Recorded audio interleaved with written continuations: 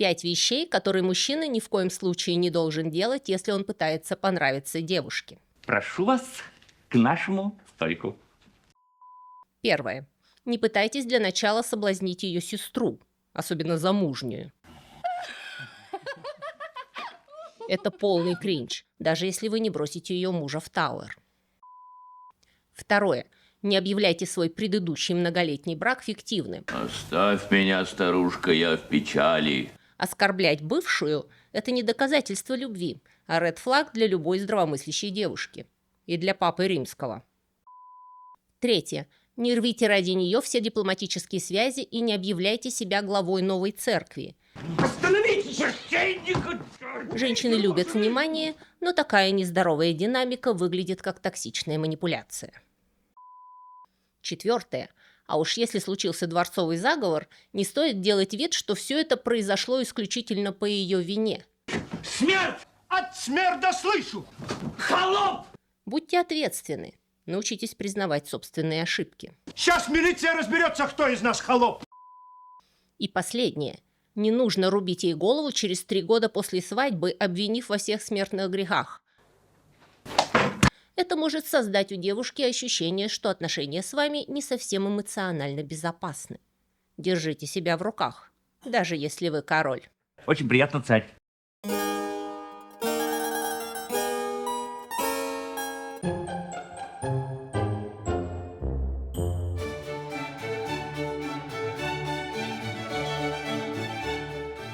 Год 1522.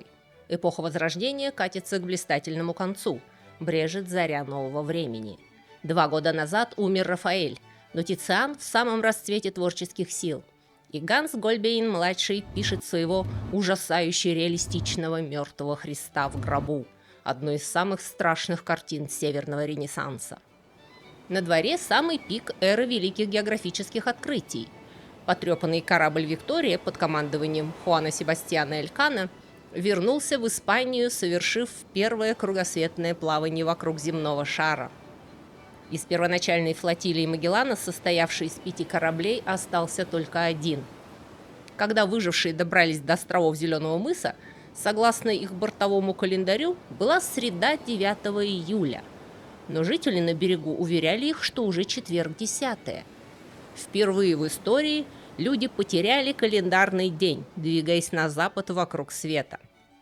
Между тем в Швейцарии начинается дело о сосисках.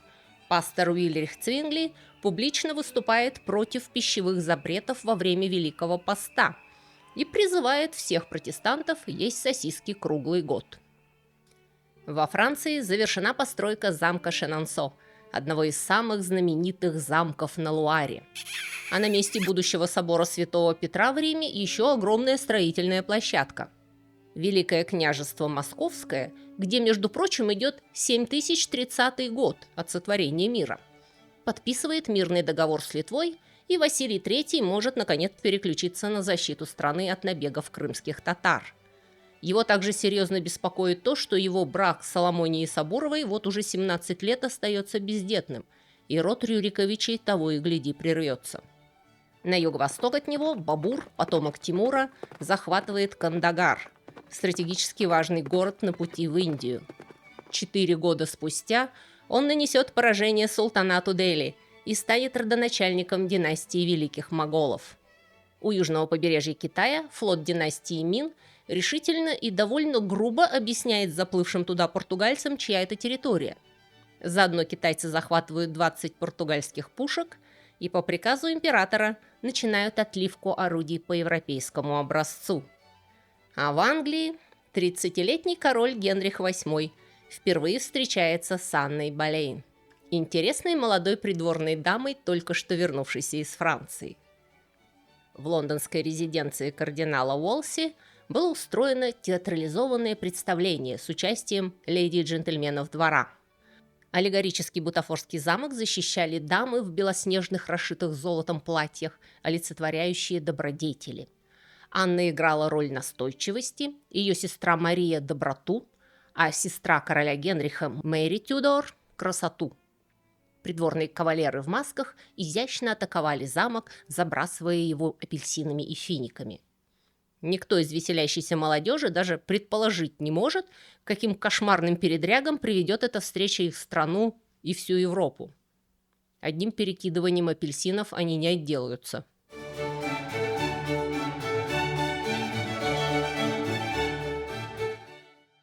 Английский пот был загадочным заразным заболеванием, прокатывавшимся волнами эпидемий по Британским островам и континентальной Европе в XV и XVI веках. Последняя вспышка пришлась на 1551 год, а потом болезнь исчезла так же необъяснимо, как появилась. Ее симптомы были хорошо описаны. Болезнь начиналась с внезапного чувства тревоги, за которым следовал холодный озноб, головокружение и сильные боли в шее, плечах и конечностях. Вскоре начинался жар, сопровождаемый обильным потоотделением. Что характерно, не было никаких кожных высыпаний. Болезнь развивалась стремительно. Смерть или выздоровление наступали в течение 80 часов. Болезнь не давала устойчивого иммунитета, и некоторые люди переносили по нескольку приступов в жизни. Ученые сейчас спорят, что это была за инфекция, и консенсуса пока нет. К примеру, есть версия, что она вызывалась неизвестным видом хантавируса, снова входящего в моду. И похоже, что именно она в 1502 году внезапно унесла из жизни юного английского принца Артура Тюдора. Смерть Артура была не только семейным горем, а по нему, похоже, искренне убивались все родственники. Она также вызвала политический кризис. Мало того, что на место наследника английской короны пришлось заступить его младшему брату Генриху, которого по непонятной мне причине совершенно не готовили к этой роли. Но со смертью Артура исчезло тщательно подготовленное и важное семейное родство между двумя сильнейшими королевскими домами Европы. Буквально за несколько месяцев до смерти Артур женился на испанской принцессе Екатерине Арагонской, дочери наших любимых Фердинанда и Изабеллы, тех самых, кто благословил Колумба в его исторический вояж. И вот теперь этот династический брак, нужный обеим странам, обнулился. Фердинанд спешно назначает свою дочь послом, чтобы она могла оставаться в Англии, и предпринимаются мощные политические и идеологические усилия, чтобы немедленно женить нового наследника на вдове его брата. Что было серьезной проблемой, поскольку в Библии, в книге Левит 20:21, черным по белому написано: если кто-то женится на жене брата, то это грязь. Они останутся бездетными, согласно современному переводу. Но монархи Англии и Испании были очень мотивированы породниться, и неважно, что там пишут в Библии. И в 1503 году папа Юлий II издал специальный указ, разрешающий Генриху и Екатерине вступить в брак. В результате Екатерина Арагонская и Генрих Тюдор были обручены, что начало длинную череду причин и следствий, трагедий и драм, о которых пойдет сегодня рассказ. Потому что, несмотря на то, что вначале этот союз был вполне счастливым и молодые люди жили дружно, за 20 лет они произвели на свет только одного пережившего младенчество ребенка – дочь Мэри, но не так ожидаемого и необходимого наследника престола мужского пола. Принц Генрих, будущий Генрих VIII, который, вопреки своей последующей репутации, был в молодости глубоко верующим и богобоязненным человеком, начал всерьез подозревать, что его женитьба была не просто неудачей, а кощунством в глазах Бога, и они с женой прокляты, прямо по тексту Библии. К этому моменту у Генриха уже имелся внебрачный сын, Генри Фицрой, то есть король точно знал, что наследник мужского пола у него мог родиться. Биология тут ни при чем. Следовательно, отсутствие законного сына – это наказание Божье за попытку игнорировать священное писание. Между тем, наследник был ему нужен позарез. Англия только что прошла эпоху династических войн, и Тюдоры, окопавшись на троне, готовы были на все, чтобы там удержаться. Не обеспечившая наследника жена, которая была на несколько лет старше короля и выходила из детородного возраста, превращалась в огромную политическую проблему. И Генрих начинает подумывать о том, чтобы заменить ее на новую модель. На сцену выходят барышни Болейн.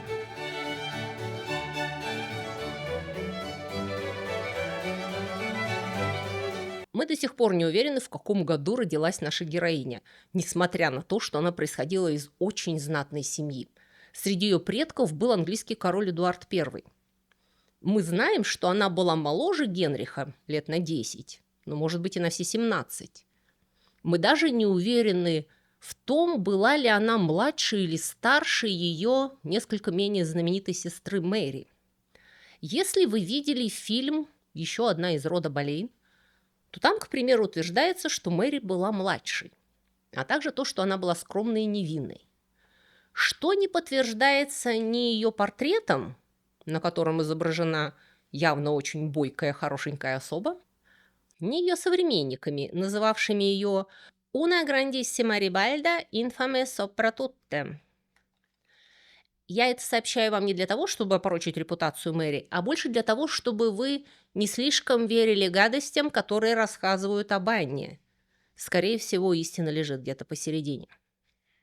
В любом случае, обе девочки Болейн появляются на историческом горизонте только тогда, когда они возвращаются на родину с континента, где они получали воспитание и образование и придворную дрессировку. Их отец был дипломатом и имел хорошую репутацию при европейских дворах, поэтому ему удалось пристроить обеих дочерей служить при европейских королевах и набираться ума и блеска. В результате Анна все свое отрочество провела за границей и получила исключительно разностороннее континентальное воспитание, нетипичное для английских дворянок. Она знала языки, историю, литературу, отлично танцевала, пела и музицировала, вышивала прекрасно. Тогда это было важным талантом светской дамы. Она также умела играть в карты, в шахматы и кости, и как-то выиграла у короля 15 шиллингов. Умела стрелять из лука и знала соколиную охоту. Она также получила опыт флирта и куртуазной любви. В общем, шикарная была барышня. Чистая случайность, что ее сестра Мэри была отозвана из Франции на пару лет раньше, по слухам, чтобы положить конец ее связи с французским королем. И первая вошла в поле зрения короля Генриха и стала одной из его малочисленных, надо заметить, любовниц. Но Мэри Болейн не оказала большого влияния ни на него, ни на жизнь страны. Чего не скажешь о ее сестре. Вернувшись в Англию в 1522 году, Анна стала фрейлиной королевы Екатерины и одной из самых популярных дам при дворе. Король не влюбился в Анну Болейн с первого взгляда, но к 1526 году, когда ему было 35, его жене 41, а Анне около 20, он начал очень активно к ней подкатывать. Поначалу он, видимо, просто рассчитывал сделать ее своей любовницей. Но в отличие от старшей сестры, Анна проявила неожиданную твердость. Или она станет королевой, или до свидания. Года не прошло, как по уши влюбленный Генрих сделает ей предложение. И Анна милостливо согласится. Небольшим препятствием была, разумеется, уже существующая жена и отсутствие у католиков развода. Но король Англии был непростой смертный, и возможностей у него было гораздо больше. Они полагали, что предыдущий брак можно будет каким-то образом обнулить в течение нескольких месяцев. Кто ж знал, что это займет 7 лет?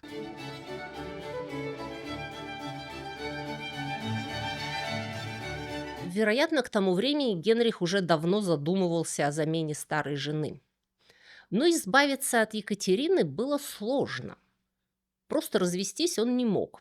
Екатерина была женщиной безукоризненной репутацией, к ней невозможно было придраться. И за ней стояла мощнейшая королевская династия Европы. В абсолютно аналогичной ситуации князь всея Руси Василий III просто насильно постриг свою жену в монастырь, жену, с которой он прожил 20 лет в бездетном браке.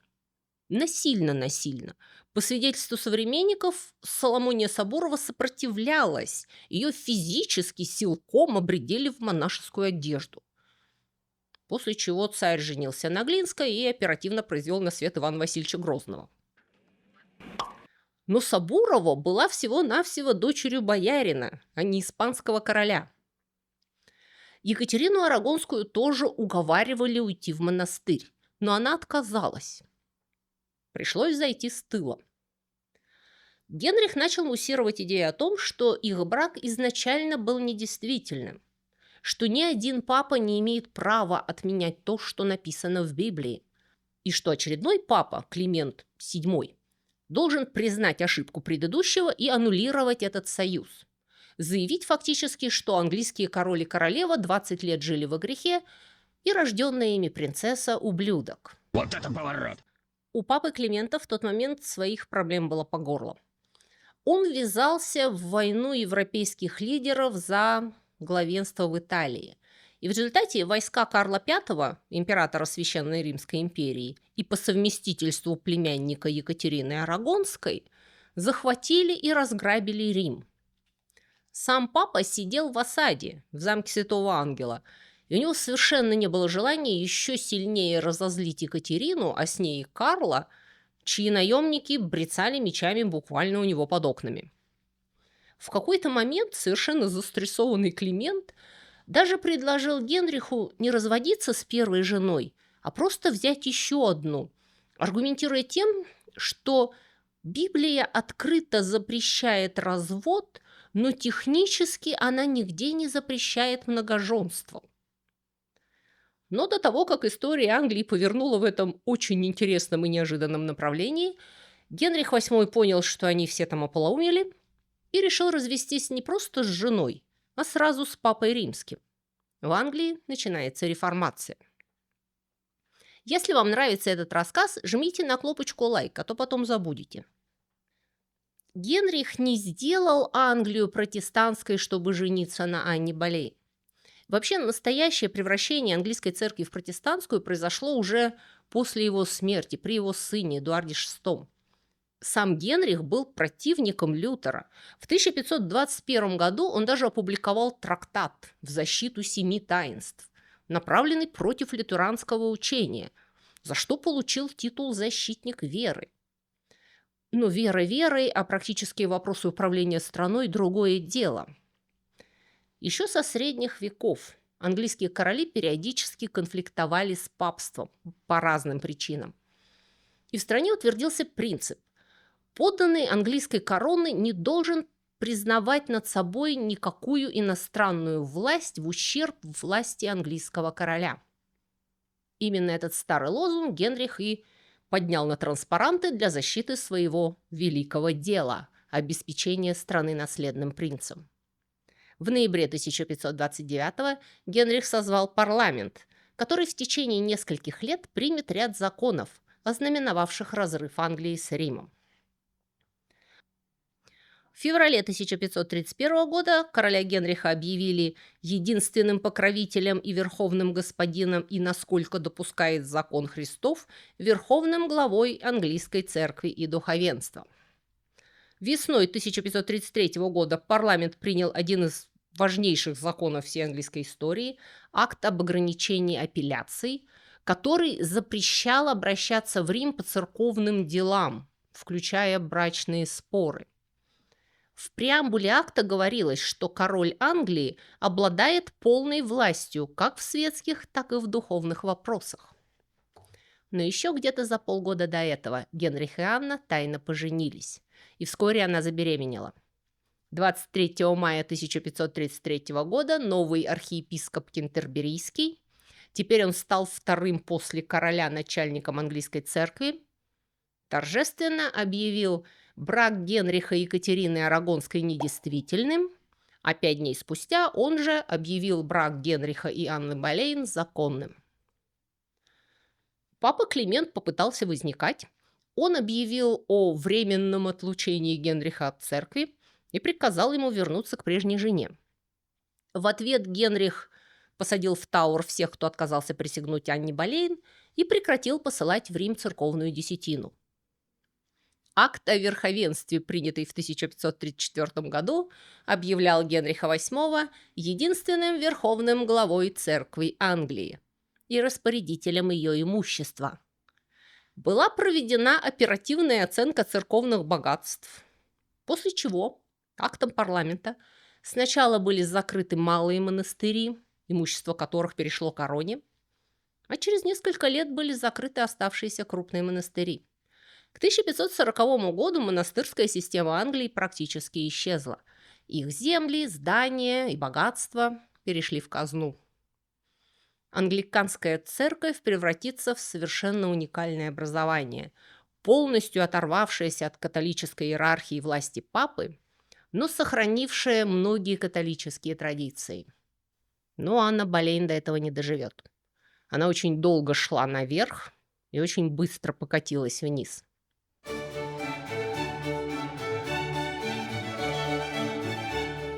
Народ по большей части был решительно против нее с самого начала. Однажды еще до свадьбы Анна ужинала на берегу Темзы и чуть не была побита толпой разгневанных женщин. Ей едва удалось сбежать от них на лодке. При дворе ее популярность тоже была сомнительной. За ее спиной придворные называли ее королевской шлюхой и обвиняли в том, что она наускивает Генриха на своих врагов. Когда она родила ребенка, и это оказалась девочка, всеобщего разочарования невозможно было скрыть. Абсолютно все были уверены, что будет мальчик. Анна практически гарантировала королю сына.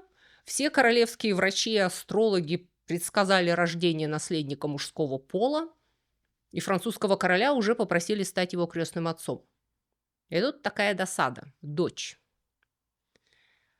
Генрих, вопреки здравому смыслу, но вполне в духе его извращенной логики, почувствовал себя преданным и обманутым.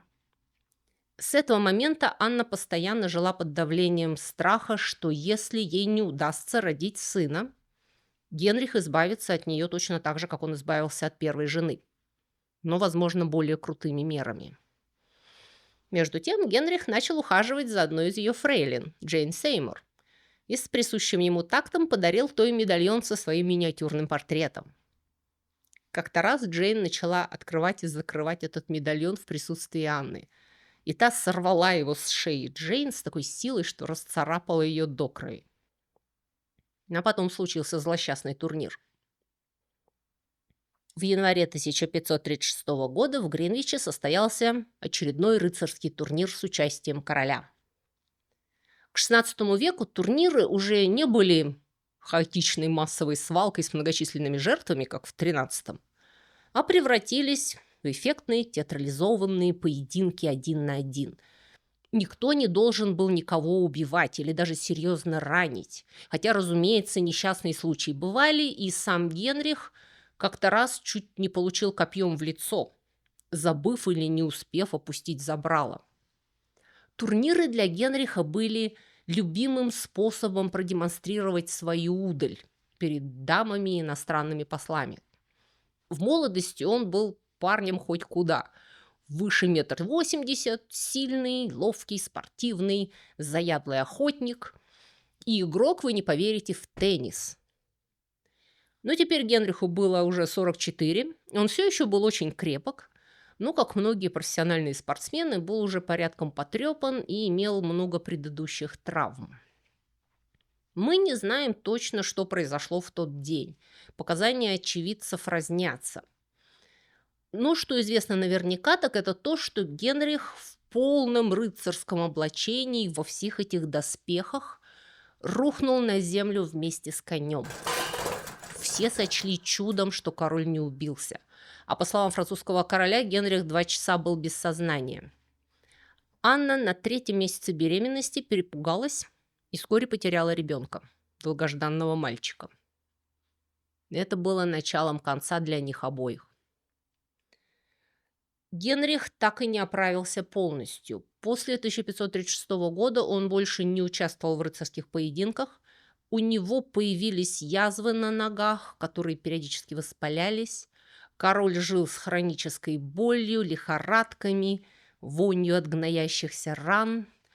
Больные ноги ограничивали движение, что вызвало быстрый набор веса.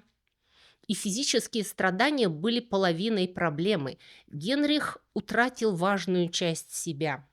Он привык видеть себя красавцем, победителем, рыцарем, настоящим мужчиной. Теперь его тело стало обузой, грубым напоминанием о его смертности и о том, что главное дело его жизни, установление династии, так и не закончено. Это окончательно лишило его последних остатков терпения и милосердия.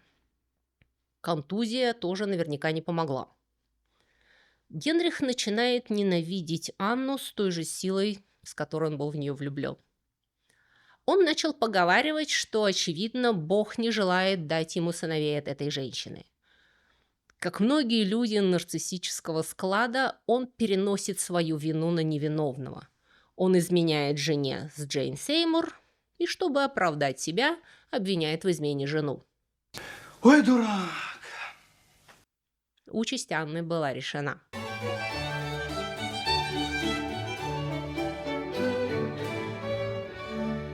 Предлог она дала сама. 29 апреля 1536 года королева беседовала с сэром Генри Норрисом, одним из ближайших личных слуг и друзей короля. Норрис собирался жениться на одной из придворных дам. Анна спросила, почему он откладывает свадьбу. Когда тот ответил, что не спешит, Анна брякнула при свидетелях, что, возможно, он ждет, что если с королем что-нибудь случится, то он сможет жениться на ней самой. Это не шутка, господа, это государственная измена. На следующий день начались аресты. Все было проделано грамотно. Первым был арестован некто Марк Смитон, молодой музыкант из окружения Анны, мелкая сошка. Его обвинили в любовной связи с королевой. Мы не знаем, как его допрашивали, официального протокола не сохранилось, но Смитон признался во всем. Практически наверняка его пытали, и он оговорил себя и Анну. И это позволило открыть двери последующим обвинениям. 2 мая арестовали Норриса, саму королеву и ее брата Джорджа Болейна. 4 и 5 мая были арестованы еще несколько человек, кого-то даже потом выпустили, но 5 мужчинам – Смитону, Норрису, Фрэнсису Уэстону, Уильяму Бреретону и Джорджу Болейн – были выдвинуты обвинения в сексуальной связи с королевой, измене и планировании смерти короля. Генрих ради Анны бросил благородную преданную жену, унизил дочь, поссорился с папой, испортил отношения с половиной Европы. Невозможно было теперь просто признаться, что он совершил ошибку и поставил не на ту женщину. Только представив Анну чудовищем разврата и коварства, которое не просто обмануло короля, но регулярно изменяла ему с целой толпой мужчин, включая родного брата, и активно планировала смерть сюзерена, только так можно было реабилитировать Генриха и обеспечить ему возможность начать все с чистого листа. Несмотря на то, что все обвиняемые, кроме Смитона, категорически отрицали свою вину, и все дело было сшито белыми нитками, их признали виновными по всем статьям. И, кстати, вопреки тому, что говорится в фильме, Анну Болейн никогда не обвиняли в колдовстве. В ее обвинительном акте фигурировали супружеская неверность, кровосмешение и государственная измена, но никакого колдовства. 17 мая брак Генриха и Анны был объявлен недействительным. То есть Анну осудили за измену мужу, брак с которым одновременно был объявлен никогда не существовавшим. Абсурд. Но раз прецедент был создан, теперь Генрих начнет пользоваться им направо и налево. В тот же день Джордж Болейн, Норрис, Уэстон, Бреретон и Смитон были обезглавлены. Анна умрет через 2 дня. Утром 19 мая 1536 года Анну вывели на эшафот. Она произнесла короткую речь, в которой она не пытается оправдываться и просит Бога хранить короля, ибо никогда еще не было государя более доброго и милосердного. Многие считают, что Анна воздержалась от оправданий и критики Генриха перед казнью, беспокоясь о безопасности своей маленькой дочери, которая спустя 22 года станет королевой Елизаветой I. После этого Анна сняла головной убор, убрала волосы под чепец и опустилась на колени. Ее дамы завязали ей глаза. Она повторяла молитву: «Иисусе, прими мою душу». Палач нанес один удар мечом. Анна умерла мгновенно. А уже на следующий день Генрих официально обручился с Джейн Сеймур и 30 мая женился на ней. На следующий год Джейн родит Генриху долгожданного наследника и умрет от послеродовой инфекции. Генрих женится еще трижды. С 4-й женой он снова разведется, 5-ю снова отправит на эшафот, 6-я переживет его и снова выйдет замуж. Англия войдет в эпоху влиятельных властных женщин. От злосчастной Джейн Грей, ставшей королевой на 9 дней, через дочь Екатерины Арагонской, от которой отец отказался ради Анны, Марии I, кровавой Мэри, к дочери Анны, великой Елизавете, затем Анны Стюарт и бабушки всей Европы Виктории, и вот до суперпопулярной предыдущей королевы Елизаветы II. Женщины будут регулярно занимать английский трон и ничуть не уступать мужчинам ни в государственности, ни в личных качествах. И Анна Болейн станет символом начала этой традиции. Про нее будут ходить легенды и сплетни, про нее до сих пор снимают фильмы и пишут песни. А в Сицилии крестьяне верили, что Анна Болейн, сделавшая Генриха VIII еретиком, была приговорена к вечному сожжению внутри Этны. На сегодня у меня все. Подписывайтесь на мой канал и поинтересуйтесь моими блогами, где на 2-м уровне подписки лежит более длинная версия этого ролика. Всего вам доброго и до новых встреч!